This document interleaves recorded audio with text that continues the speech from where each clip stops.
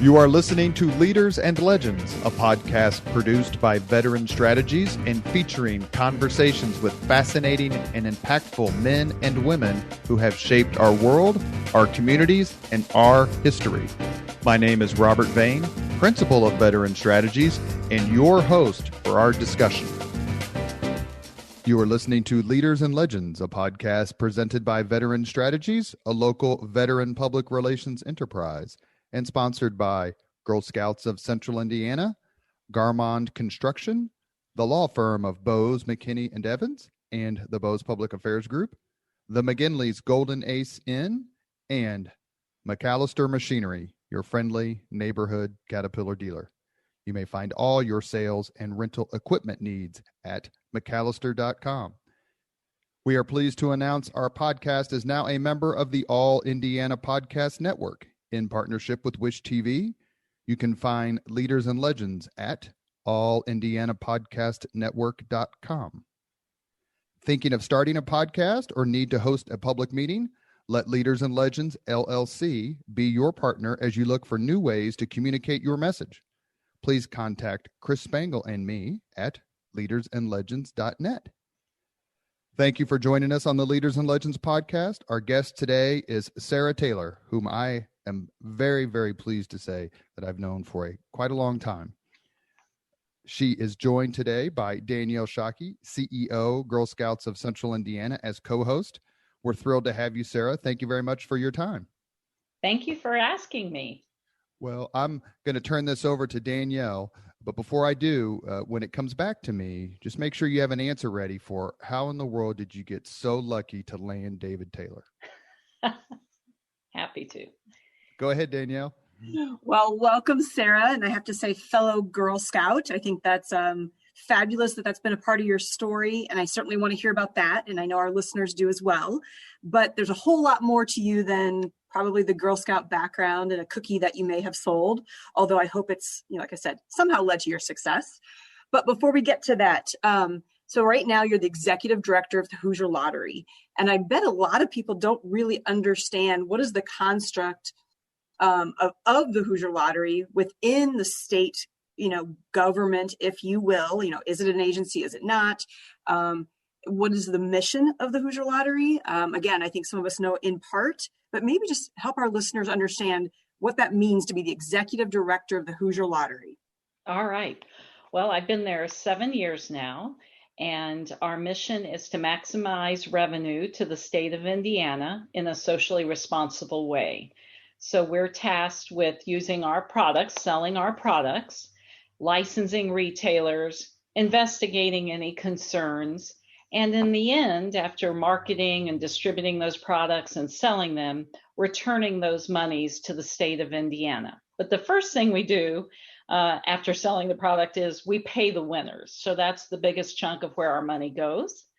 And then obviously a small amount to operations, but the bottom line really goes to the state of Indiana, and we contribute through the Indiana legislature prescribes where we put those monies.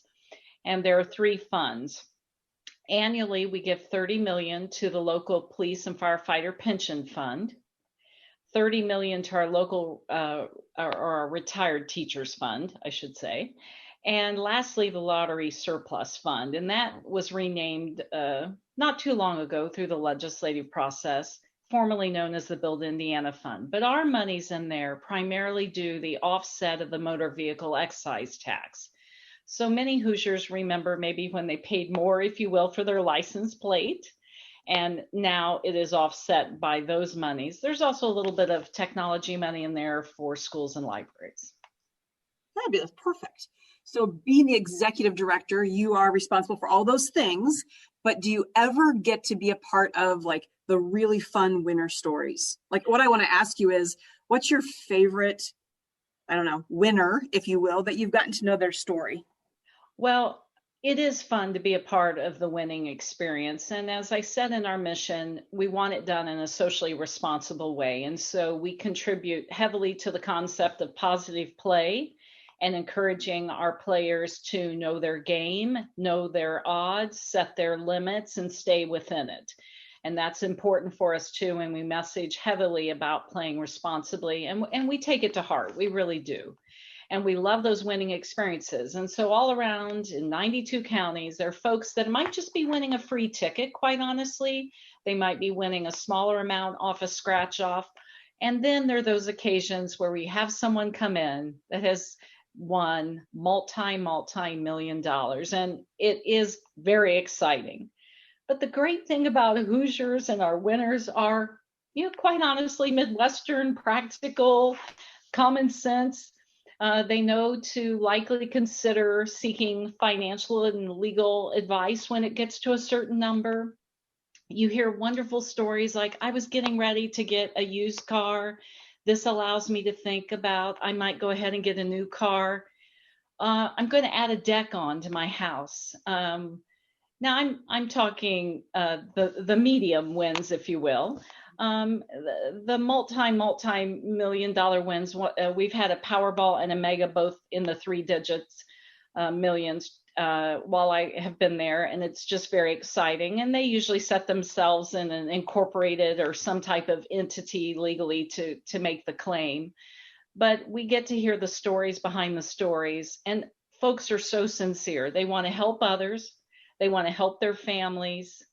They want to do right by their community.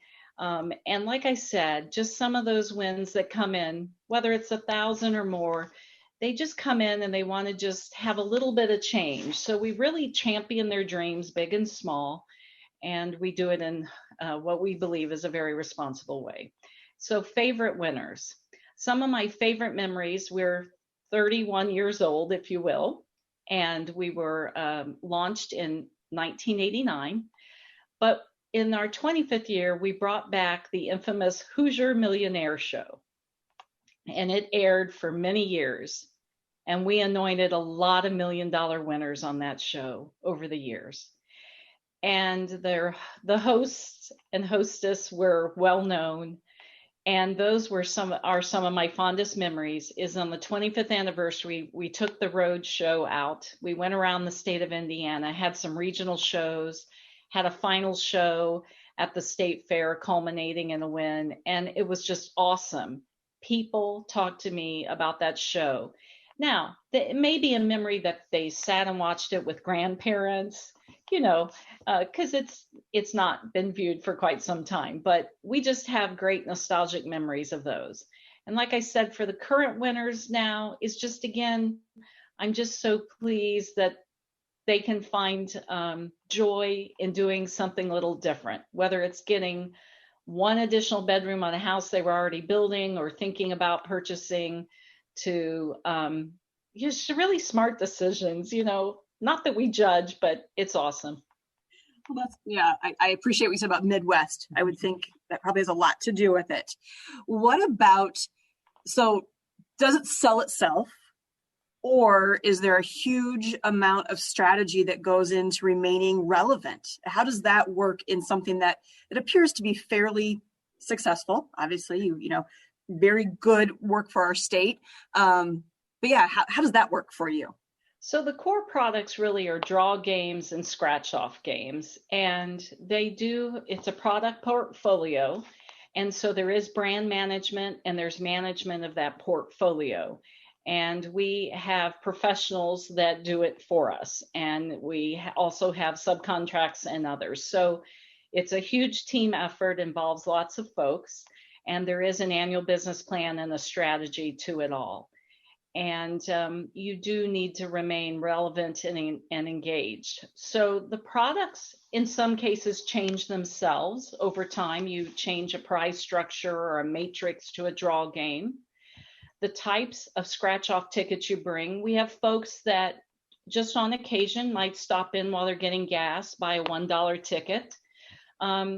And then we have folks that enjoy games with different payouts and prize structures.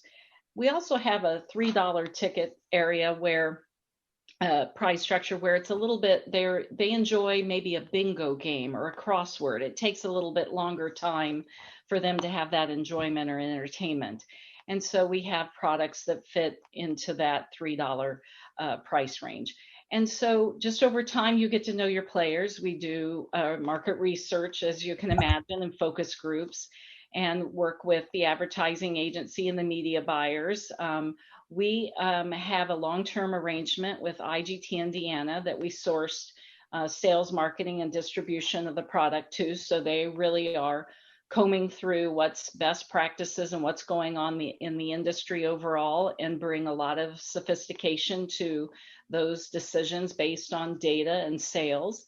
And so it's a business, quite honestly. It's a quasi-agency, to kind of reflect back on an earlier question you asked for us. So a separate body politic corporate to kind of legalize it, if you will.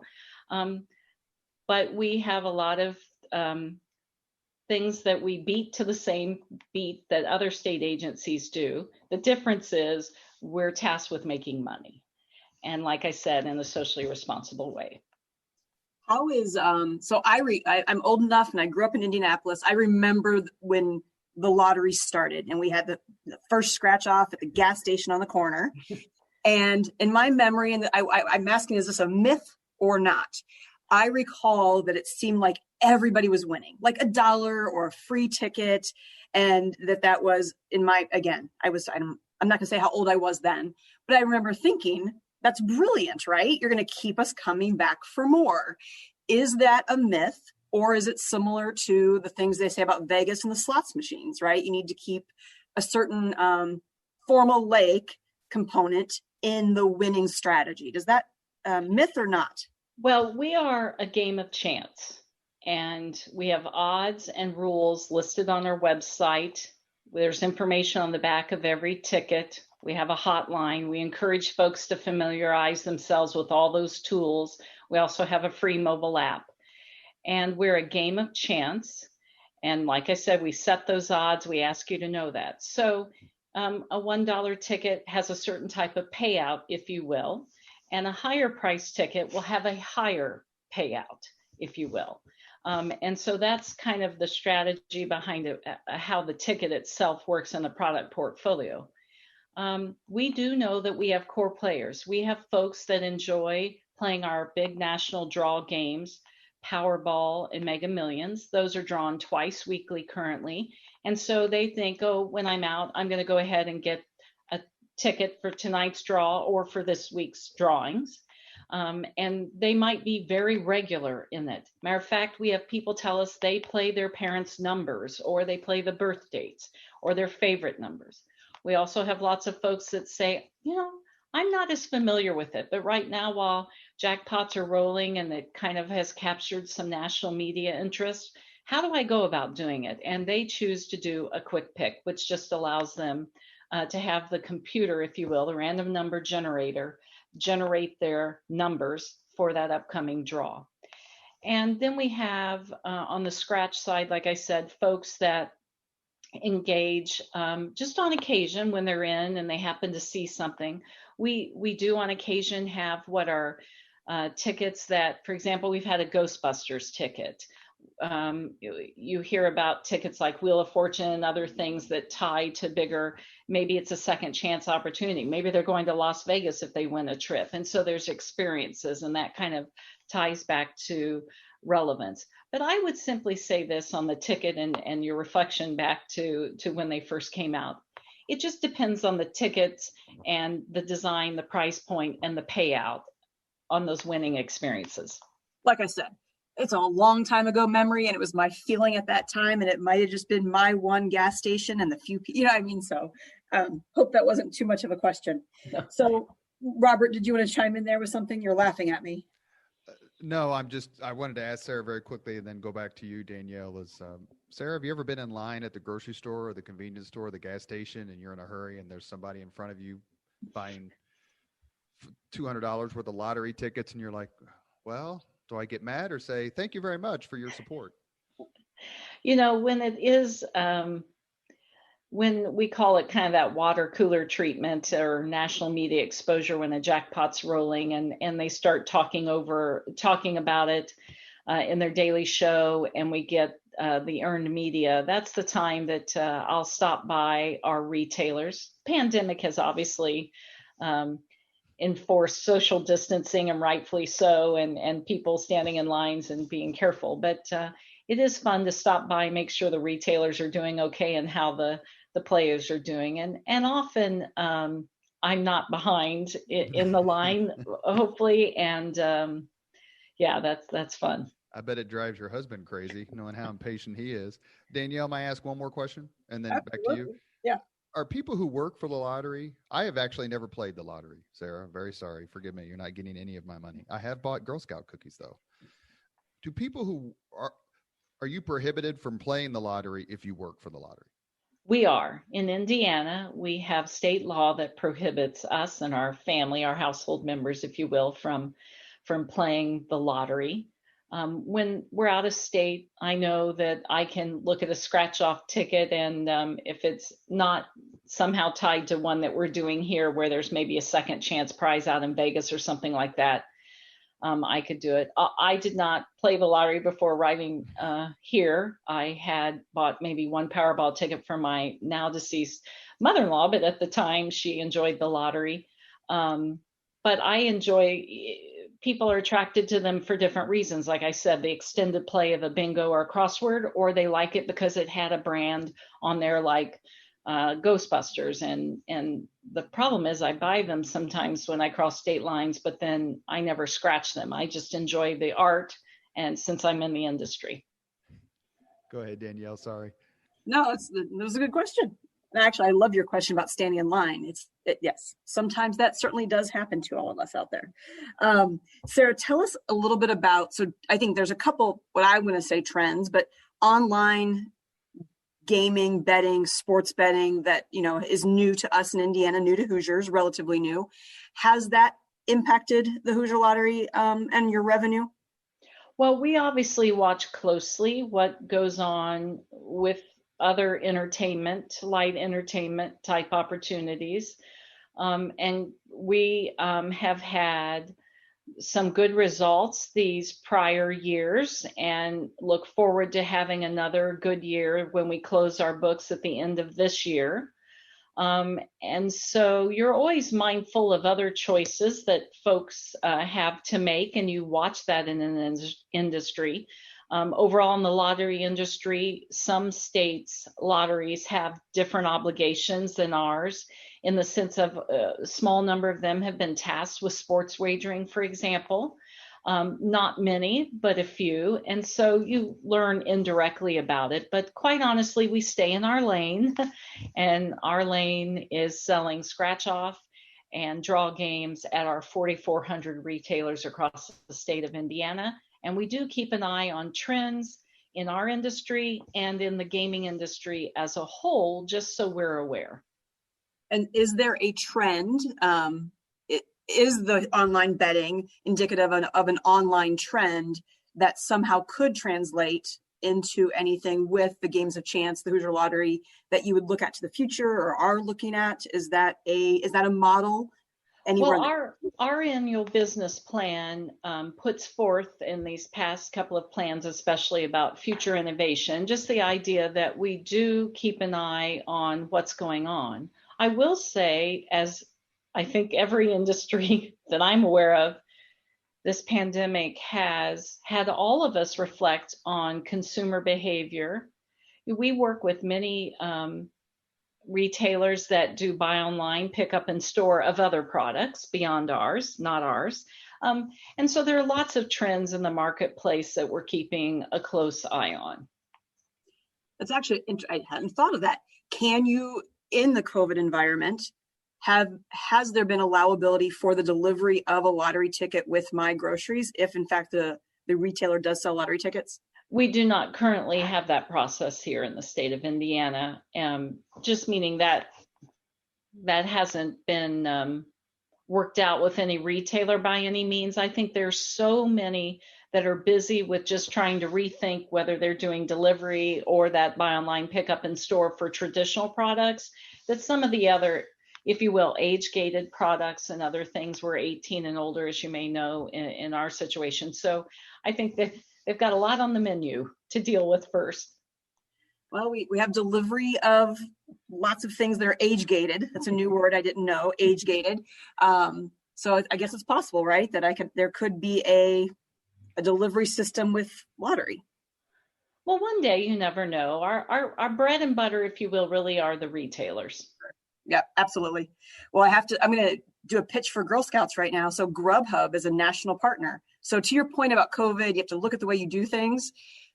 We would have never thought 18 months ago that you'd be able to order your Girl Scout cookies through Grubhub and get them contactless, free to your house without a delivery fee. So I mean, everything changes. So again, I didn't think it was possible there either. Yeah, it changed rapidly these past few months, hasn't it? Yes, it has. How about, so again, a cookie analogy, our bakers are looking at the sale of comfort foods and telling us, right, that the trends in the market are that in the pandemic, that's up by like 27%, the purchase of pastries and cookies. Hopefully it translates to Girl Scout cookies. My question for you is, are there similar trends it's been hard, leisure activities? I mean, I hadn't built a puzzle in my lifetime until 2020. Is there similar trends in lottery that people were using it as something to fill a gap? I definitely think that there are folks that have not been able to do other light entertainment, like we said, fun activities that they normally might enjoy. I'm sure some people's travel schedules changed and other choices they've made. And so we have, if you will, seen an increase in sales in our scratch-off products, especially in most recent months, not in the beginning, obviously, of the pandemic, but we were growing that scratch-off ticket portfolio to be a great majority of our sales. You have a little bit less control, if you will, when you belong to a national jackpot game like Powerball and Mega Millions to make an individual decision there. Really, you're making that collectively with other lotteries that participate in that game. And so you're dependent more or less on when those games roll over time and get to a larger number for what we would call folks that don't normally play or light or lapse. Maybe they just haven't been out or have chosen not to make a purchase. And so right now, just during this recording, we happen to be in a time when we've got a couple of those games that are rolling at a higher number. And so we're now seeing some increase to the jackpot games. And like other things, sometimes when you're in thinking about one thing, you think about something else. And so currently, we would say we're in a pretty decent financial position where we are in this current fiscal year. How important is the artwork of the scratch off to the purchase? I mean, can you tell, like, actually, maybe my question is, what's the most popular scratch off right now? Do you know that? Well, it's kind of that old expression maybe a grandparent would use, but you shop with your pocketbook, or, I'm going to use that expression. So it's like any consumer product. I mean, we know from the marketplace whether something appeals or not.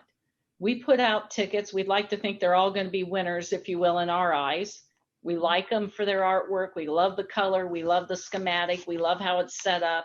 We think it'll be attractive. And on occasion, it is not. And it is not out there as long as some of the others. We have a product line, if you will, kind of in the $10 price point called Indiana Cash Blowout. That's one example I'll give. And sometimes when prizes, not everyone is looking for a huge top prize, believe it or not. They just enjoy smaller winning experiences.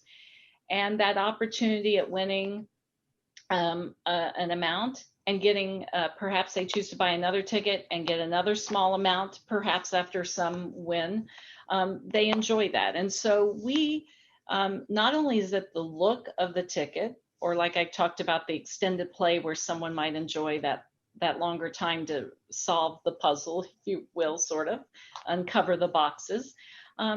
They also enjoy the winning experiences. So some folks think, oh, if I happen to win, let's say $50 on that $10 ticket, great.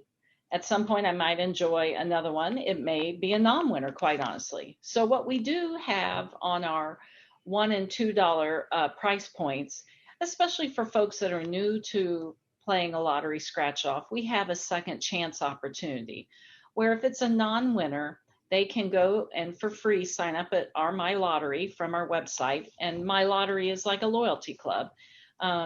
And it's really just meant for them to enter the tickets into a second chance drawing that we do once a month.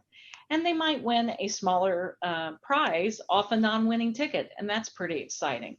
We also, around August, had a chance on non-winning Powerball draw tickets to put in for a while. And we drew from there for folks to win a chance at being a Powerball winner for our New Year's Eve experience on Dick Clark's ABC Rockin' New Year's Eve. And we ended up with a finalist from Indiana, and they were one of 5 that appeared on the show. And unfortunately, our person did not make it across the finish line for the $1 million first prize of the new year. Person out of DC won, but we were excited to have a finalist out of Seymour, Indiana. That is fun. The second chances are a lot of fun for sure. Yeah. So going out on a limb, when you were a little girl, you probably didn't say, I want to be the executive director of a lottery. So how did you get to this role? And I know, I looked at your career path, and it's been very, I would say, customer oriented, customer care and the customers have changed. Yep. Is that still a big part of your world? It sounds like it is with the mission, but kind of how did you step through to the Hoosier Lottery executive director role? So I've had family members that were always expressing an interest in political issues, government issues. So that probably came with the territory as I was being raised in a smaller city here in Indianapolis. And they were active. I enjoyed being active in numerous groups, including Brownies and Girl Scouts, also 10-year 4-H member and other organizations that the high school had. Maybe in a smaller situation like I was raised in, you had an opportunity to do a lot of things, sports and band and clubs and organizations, and you could still fit it all in your schedule. To this day, I look back and now kind of wonder, especially after having my kids too, and knowing there's so many more choices nowadays too, and the intensity of some of them and their focus obviously being a lot. But I enjoyed all those organizations. And then after I knew that in college, I was going to study more or less public service, an IU grad from the School of Public Environmental Affairs, and have enjoyed a focus on public service, which you're right, includes a lot related to operations and customer service, where kind of that parlays itself into citizen engagement, parlays itself into player engagement. And the best part of being at the Hoosier Lottery really is working with winners and our beneficiaries. It's so nice to know that retired teachers, retired firefighters, and policemen, if you will, are part of the Hoosier Lottery family in our mind.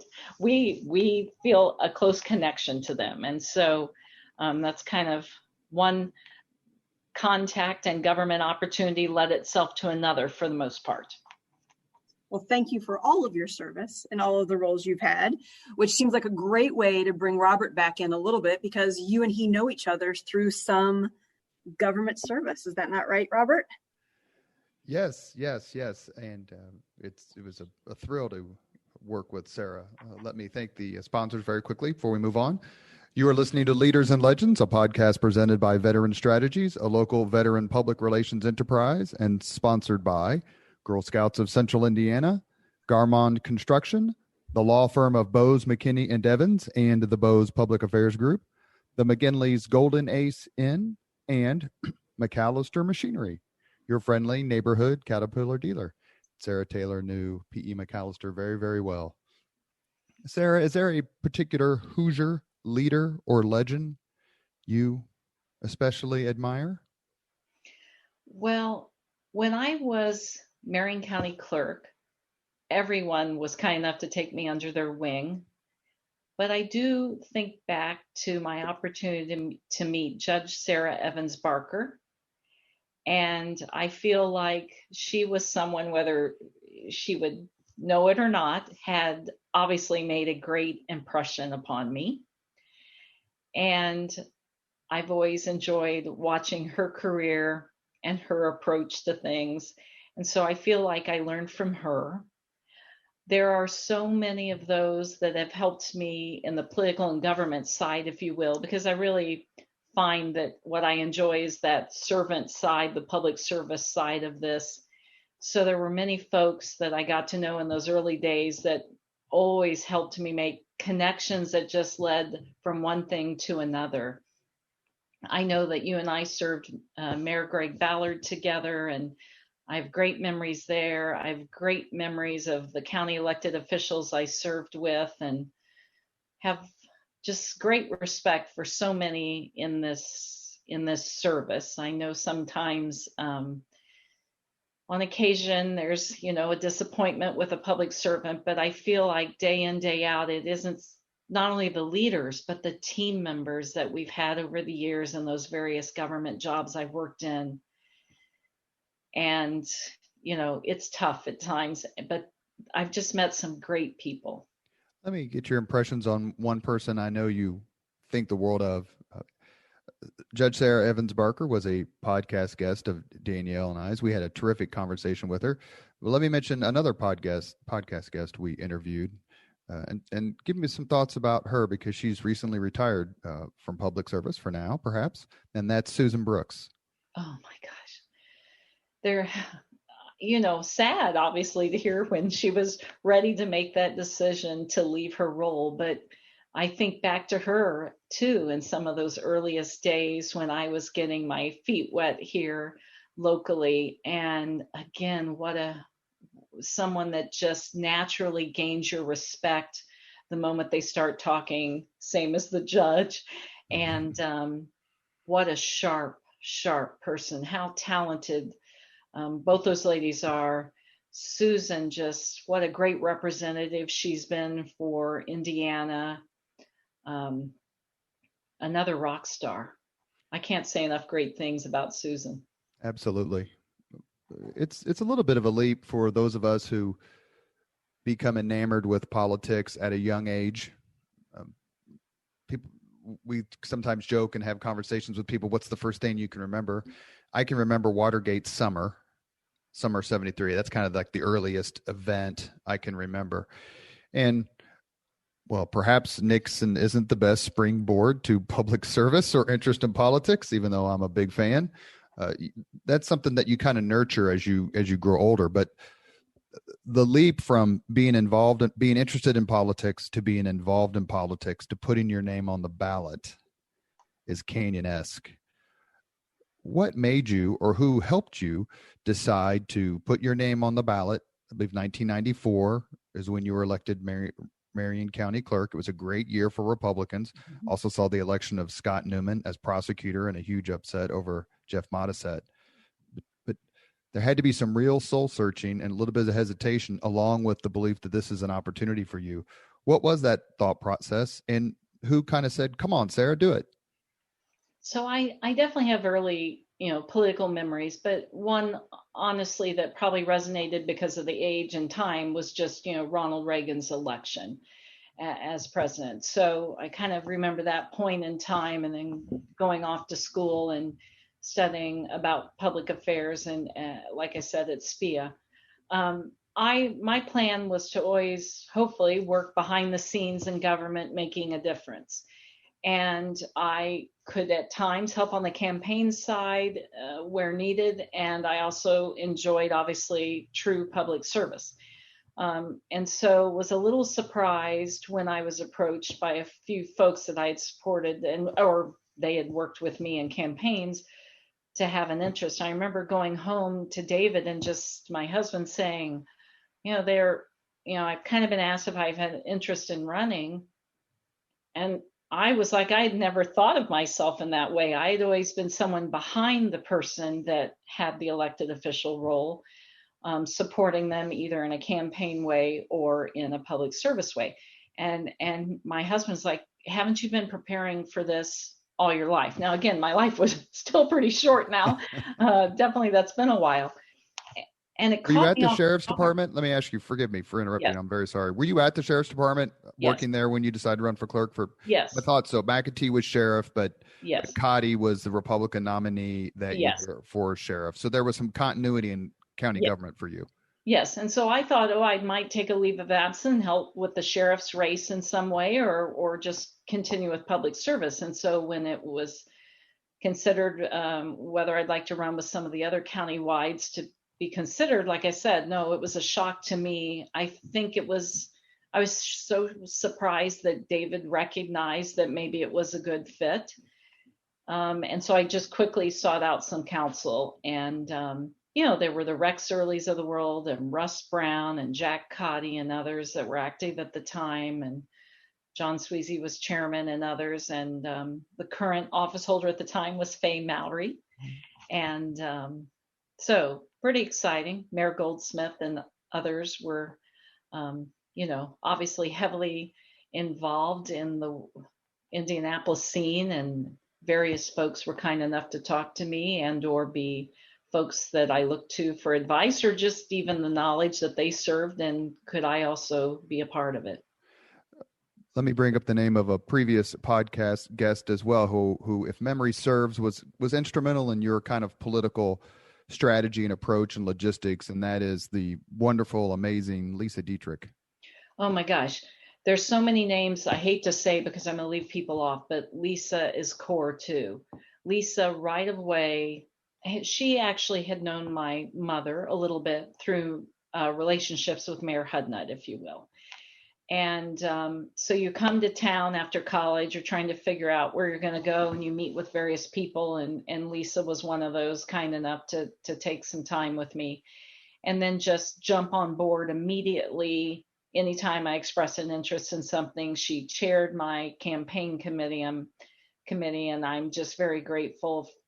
Again, someone that works great wonders behind the scenes. I've learned so much from her, and she's a rock star too. It's amazing how many Republican campaigns she either ran or contributed mightily to while she was working for Ed Tracy. And they got along great. They sure did. The Marion County clerk has more duties than I can remember. When Doris Ann Sadler won the election as clerk in 2002 to succeed you, she hired me to run the elections, to be the election administrator, which I did for 5 elections. But the one thing that struck me, I came from the state house working for a state office holder, but coming to the county and being involved in the elections, there is no office and no task that requires you to be bipartisan more than running the elections. How did you navigate that? And how much did that kind of help frame who you are as a public official? Because you have, just real quick, because you have a terrific reputation as working kind of like Murray Clark does and Toby McClamrock and others, and Doris Ann, quite frankly, of folks who can reach across the aisle, come up with something smart, and then get it done. Well, thank you for that observation. And you're right, that county clerks are so core for those main duties, supporting the court, the collection of child support, and running the elections, and numerous other responsibilities, but obviously the ones that hit the high points there. And running elections at that point is not about politics. I mean, I know that we're putting on an election that's going to make a difference, but it is about getting it done and surrounding yourself with the right people. And luckily, Marion County had a lot of folks with a lot of years of experience. Nothing ever goes perfectly, as we like to say. Poll workers are ill the morning of the election, or a machine doesn't work correctly, and these things happen. But how you manage those concerns and issues, and promptly and correctly, is important. And so I knew that it took everyone to make it happen. And so it was important to forge those relationships. And Kathleen Mullen was at the Board of Voter Registration and the Democratic member to that. And she just wanted to roll up the sleeves and get it done with us. And we worked well together with her and so many others just to make it happen. Because at that point, there were over 900 precincts. less voting locations, but still you're running that many situations, and it's massive and a huge responsibility. It takes a lot of time and execution, as you know. I'm preaching to the choir there. But it was important to have those relationships, and people just stepped up to help on all sides. Katie Mullen, what a complete and total sweetheart. For those of you who didn't know her, she's Ann Mullen O'Connor's mother, and Dan Parker and Mike O'Connor's mother-in-law. As hardcore a Democrat as you'll ever meet. She's sweet as pie. And I asked her one time, I'm like, you ever vote for Republican? And she just looked at me like I had asked her if she had robbed a bank. And I'm like, you wouldn't have voted for Lincoln? And she looked at me and she goes, never. I loved it. How great is that? I learned an awful lot from her. Did your time as clerk intercede with, or intersect with, the Florida debacle in 2000? Yes. I have some hanging chads here. I was given a baggie. Oh, you were? I'm serious. So how did you, as clerk, because I want to ask you to please articulate that into the Help America Vote Act, and there's no system of voting is perfect, as you just said earlier. You couldn't hack the lever machines, but they also weren't exactly the most reliable. So you kind of give and you get. What were your impressions of what happened in Florida as an elected official who is charged with seeing that? Because I just remember when I took the gig, and then I look at other people who have issues throughout the country, I just feel badly for them.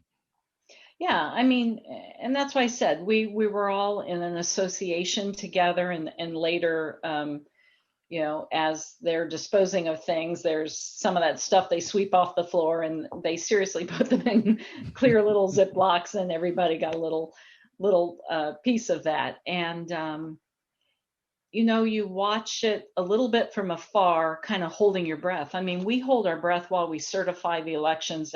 When I was in those clerk's days, as you recall, those are responsible, because you're waiting to certify and then find out who's going to ask for a recount. And you want, when they reflect on all those records, you want voters and everyone to know that it was done with integrity and accuracy, as much as a human and technological component plays in there together. And I watched 2000 unfold, kind of not a front row seat by any means, but an inside knowledge on how things work.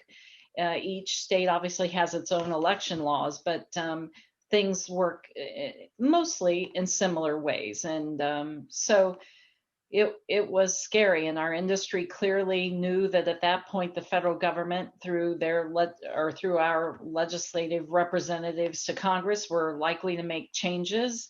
And the Help America Vote Act came out and put a lot of changes in place where it came to, especially election equipment was at the heart of that matter. And we had to work through that locally.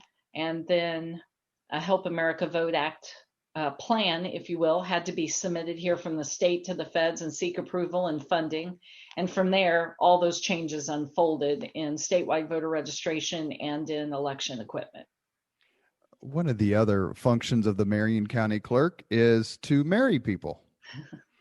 Beth White famously performed the first same-sex marriage in Marion County after the Supreme Court Act, or the Supreme Court decision. But you performed several ceremonies in your 8 years as clerk. But the first ceremony you performed, the first couple you married, was me and my first wife.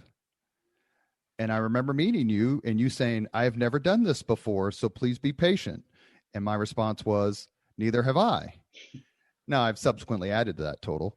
But do you, I wouldn't expect you remember performing that ceremony for she and I, but do you remember some of the folks you married and how fun it was? Because, a lot of people get all dressed up. They put their wedding gown on. It's a big deal to be in the city-county building.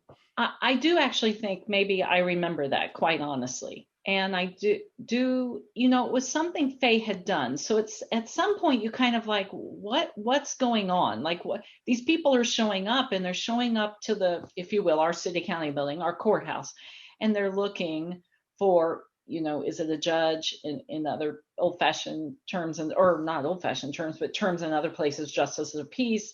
They're just trying to find an avenue that is a public, choice. And so at first I was a little hesitant, it's so personal. And I was a little concerned. So I will tell you, I did it for a while, and then I have to tell you, I kind of had to let go emotionally. But there were some fun people I met, and it was just their choice and the timing. I think of folks that even just some of the military folks that we registered to vote before they were deployed, or maybe marriages in those circumstances. And so, I do have fond memories. There are one or two that said, I know we've done it here in the office, but my family's coming over Saturday. Would you come out and redo it, if you will, in an unofficial way, but to our family, they'll feel like they're a part of it. And I met a couple of great couples, especially later in life, folks that were widowed and seeking another relationship. And I got to meet their families. I can name 2 or 3 still. And so I do have some fond memories. But I definitely, probably that was not my forte. After a bit of time, I was carrying over what had been done before me. And I kind of thought, I'm going to shift directions. One other thing I want to ask you about, because I remember where I was, and we've talked about it before with other guests on the Leaders and Legends podcast. You were elected clerk in 94. You were reelected in 98, which were still kind of the getting to the tail end, but still the halcyon days of the Marion County Republican Party, built by Bullen and sustained by Lugar and Sweezy and Hudnut and Goldsmith, and the list goes on and on. But in 2007, Mayor Greg Ballard became mayor in his upset of Bart Peterson. Greg Ballard has talked about that night with us. Quite frankly, Bart Peterson talked about that election with us. I was working at Channel 8 with Susan Williams and Toby McClamrock and Jim Shella, and simply couldn't believe what I was seeing. What were your impressions? I mean, you knew the county very well. You had faced the voters. Maybe, I don't want to put words in your mouth, but maybe like a lot of us, you just figured that Peterson was going to be mayor for as long as he wanted, and then the Democrats would just run this county, for a generation. But this retired Marine came in and upset the cart. What were your thoughts just on that night and that election? Well, definitely, lots of folks express an interest in serving and have good intentions, and sometimes just can't get across the finish line based on politics or maybe an issue crops up. And so that was an election that I wasn't as dialed in on as I was so many others over the years. And so I was surprised that he pulled it off, quite frankly. I do recall, though, the sentiment of the law enforcement community. And I watched that a bit, their concerns. But with all due respect, and I've been married to one and have had other family members, I do believe they're a large advocate group, if you're a stakeholder group. And sometimes that voice is really loud, and sometimes it ebbs and flows like other advocacy groups. And they're a huge stakeholder and do such an important role in our community.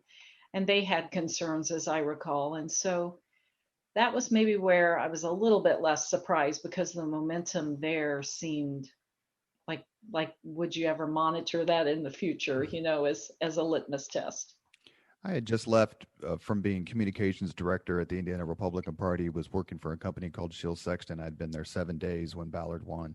I left Shield to be Ballard's press secretary, communications person for the transition. And I remember them talking about you, and you ended up taking a role in the Ballard administration, head of constituent services. Did you ever think you would work for an Indianapolis mayor? And what was it like working for Greg Ballard? No, I did not necessarily think I'd be on the city side of services. I was always on the county side of services. Also wondered whether I'd ever end up at the state or not. The state is, a large operation. And so I wasn't sure, Marion County being our largest county. And obviously, when I was around my clerk friends, they would say, oh my gosh, that's so many precincts or whatever. And I would say, no, or so many courts. And registered voters. And I'd say, really, we do the same things. It's just based on size. And so we just do it a little bit more for that many more precincts. It's really very relevant. The issues are the same, regardless of size in the case of performing those statutory duties or constitutional duties too. So I did not think that I would be on the city side. I always admired many of our mayors and would have helped if asked, but I just didn't see it. So when I received a call from the transition team, I think they were a little unsure about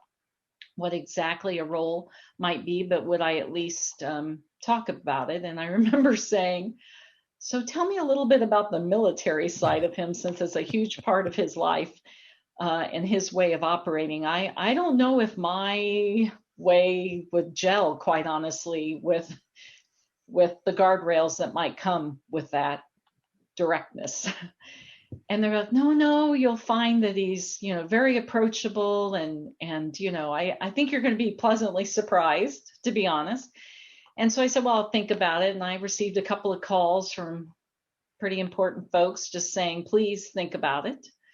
And so I remember coming in for a quick visit and still not 100% knowing exactly the fullness of the role. And then pretty much there's going to be a news conference and here's exactly the title of the role and what you're doing. And then they hand you a mic and say, well, what do you think about this? And I went, oh, I didn't know that was on the list of duties, but okay. I will say, I honestly thought someone would hand me a playbook when I got there. And I remember putting in my car snow boots and equipment and things, not knowing what we would be called out to do as cabinet members for the city in that winter. And Robert, I also remember you and I being around one day when unfortunately a tornado, I think something was being sighted on the west side, and a decision related to, should we evacuate? Should we distribute folks down to lower floors? And I think you and I were there as cabinet members having a chat with the emergency management and the public safety team on where's the playbook on it exactly. And even though you go through numerous drills and big buildings like that, and we had a team that was, equipped, you just, that was a pretty concerning day. Fortunately, everything worked out just fine. Nobody could have predicted what a terrific mayor Greg Ballard turned out to be. I thought he was going to get clocked by Peterson. His first year was pretty rocky, but it's fair to say that Greg Ballard left the 25th floor where the mayor's office is to almost you have to be pretty hardcore partisan not to think that Greg Ballard did a terrific job. As someone who was an elected official for 8 years, what do you think of Greg Ballard's performance as mayor? I learned so much from Greg Ballard that I wish I'd known it before I was county clerk. His discipline and commitment to service, to performance would have been so helpful. And I, to this day, use it. I'm currently in a public manager course at Ball State to get my certification in public management. And we are currently studying performance measure. In our most recent course, we discussed City Stat out of Baltimore and Atlanta's efforts also on dashboards for performance.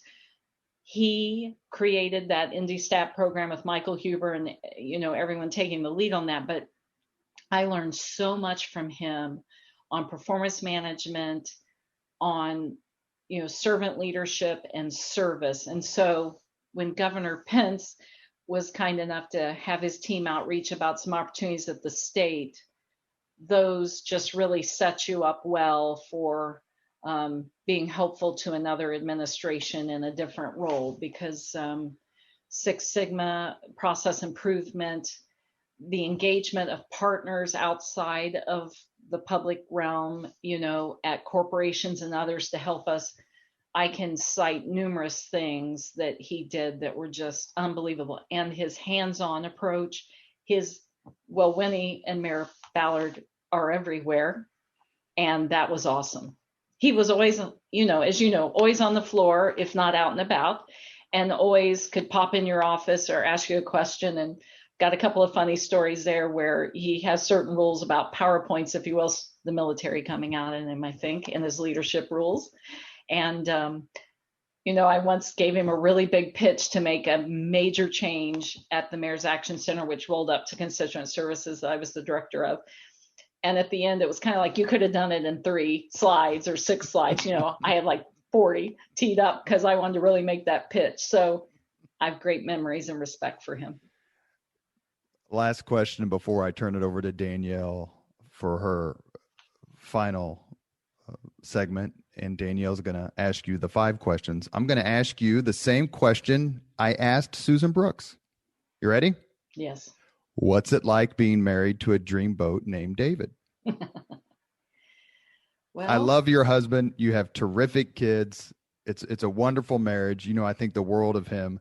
How important has that been in just their patience and understanding well, I don't know about patience, but the understanding of what you do for a living and the public demands of the jobs you've had? So opposites attract, for sure, in our case. Well, we've been married 30 years, fall of 21, so this fall. And I am sure he questions it on most days, but he's been a great partner. And like I said, he really was supportive when I came home about the clerk's idea, because I just thought it was strangest question I'd received, no way. So he's been very supportive. He's been very patient. He's taken on a lot of duties. These roles that we take on, obviously, take a lot of time. And one of my favorite memories, and Robert, you'll appreciate this, when the documentary was being done about the elections in Marion County and how large the precinct is that I was in before it was divided, and David's role there as an inspector. So we went to see the show that night, and a lot of film of Doris Ann and you all running the elections. And he came out of there and said, I had no idea what you did for 8 years. And that was just the election hat. And even though he had been an inspector or a committee person, he knew some of the, that work. But honestly, he walked away and just was, I think, respectful and amazed. Danielle? All right. Sarah, the same 5 questions for all of our guests. What was your first job? Well, babysitting, but I would say that I pushed grocery carts at Marsh in Greencastle, Indiana. And I also, in those days, they had glass bottles for Coke products and soft drink products, and those were to be returned.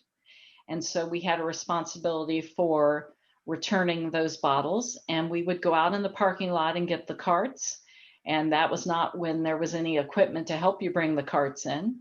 And we also sacked groceries. So my official title was probably sacker. And we sacked groceries, dealt with returned glass bottles for soft drinks, and pushed carts. Okay, perfect. How about your first concert? Oh, gosh. Billy Joel was one of them.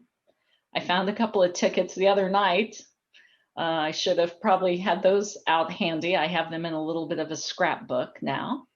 But I saw Billy Joel at DePaul. I went to Purdue a couple of times for concerts from Greencastle, and definitely over to the State Fair for a couple. But I'm going to go with pretty close to Billy Joel. Probably not a bad place to start, actually. How about a book you would recommend? What's a book you love that you think others should read? Oh, well, I'm a mystery reader. As a child, was a Nancy Drew fan. And I'm reading quite a bit right now with this course with Ball State.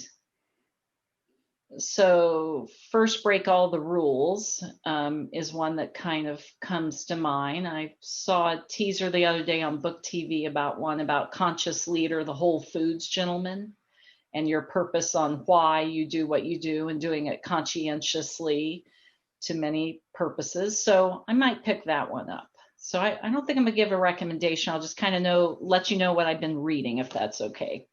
Well, and that's kind of a teaser. We should all go check out that To Come book. What about, is there a moment in history, Sarah, that if you could be there in person and witness it while it happened, what event would you have chosen? Oh. I'm glad no one told me of this ahead of time, or maybe I should be upset. I purposely chose not to listen or know, just so we're fair about this. No, we like the thought process. We like to hear the guests turn it over in their mind because there's so many great options, hopefully, for all these questions. I'm a big reader of historical fiction. I would go to London, and I would go before or at the beginning of the women's suffrage movement.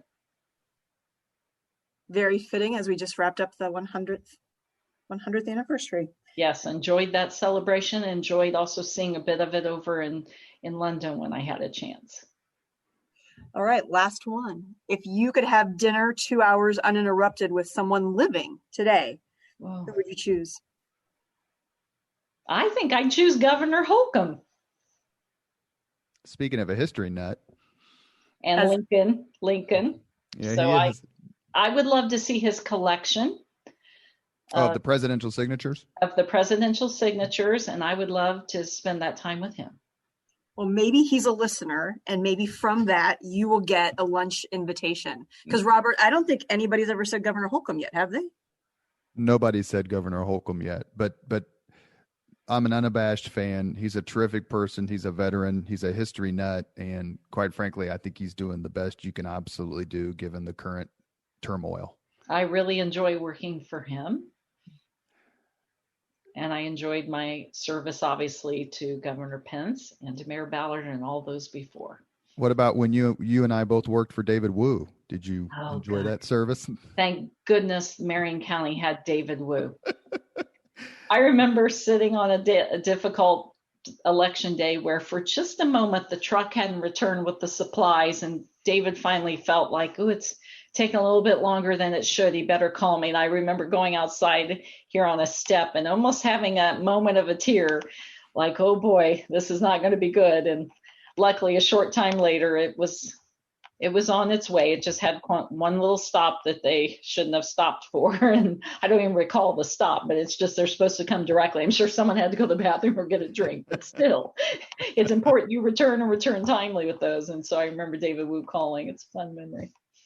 You have been listening to Leaders and Legends, a podcast presented by Veteran Strategies, a local veteran public relations enterprise, and sponsored by Girl Scouts of Central Indiana, Garmond Construction, the law firm of Bose, McKinney, and Evans, and the Bose Public Affairs Group, the McGinley's Golden Ace Inn, and McAllister Machinery, your friendly neighborhood Caterpillar dealer. Our guest today has been former Marion County Clerk, former top official in the Ballard administration, Sarah Taylor. Thank you so much, Sarah, for coming on. Danielle, as always, thank you for co-hosting. Thank you very much for listening to Leaders and Legends, brought to you by Veteran Strategies Incorporated.